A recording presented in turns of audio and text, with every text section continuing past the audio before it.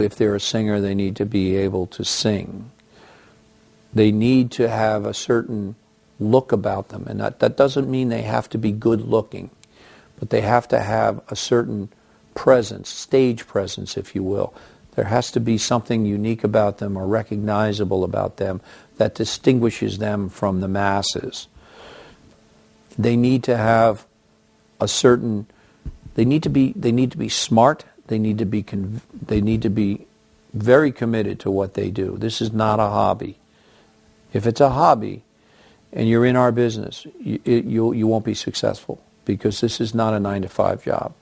It's not a 9-to-5 job for an artist at all. It's 24/7. And they need to have the smarts to understand what's going on, because as they begin the journey, people are tugging at them from everywhere. Everybody wants a piece of them. Everybody wants them to do an interview. Everybody wants them to come here. Everybody wants them to go there. Everybody wants them to come to their party. Everybody. And if they don't know how to manage their time and manage their career, they will burn out. So they need to be smart about what they're doing, and they need to focus, and they need to plan ahead. They can't say yes to everything. So it takes an intellect. It takes a heart. It takes a real commitment what they do. It needs a brain. They need to be unique. They need to have the raw talent. They need to be able to put together and surround themselves with people that can help them and help their career. It's not good enough to just have friends or people that like them or whatever. They need to have people who add value to their career. That's not easy to find many times, and they're only as good as their weakest link. They need to marry up their record company. They need to have the right record company. They need to have the right lawyer. They need to have the right manager. So it's tough to manage all these things and get all these things done and have the team together that you feel comfortable with, that frees you to now do what you're supposed to do, which is create. We look for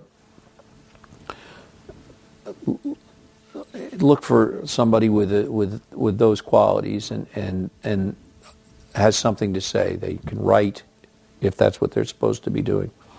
They can sing, or they know how to communicate. They know how to communicate. Publishers, they don't care as much about if the artist performs or not. What they care about is they write great songs, because they want the copyright. Managers or agents that are booking them on the road, they don't care if the artist sells records as much, because there are plenty of artists out there that sell out but don't sell a whole lot of records. Some have and don't any longer. Others never did. But because they put on such an unbelievable show, and they have this whole aura about them. So you may have a great songwriter who doesn't sell any records, that won't appeal to a record company but will to a publishing company. You get an artist that sells out venues of some size, then a manager and an agent can make good money. Record company can't sell any records, so they're not interested in them.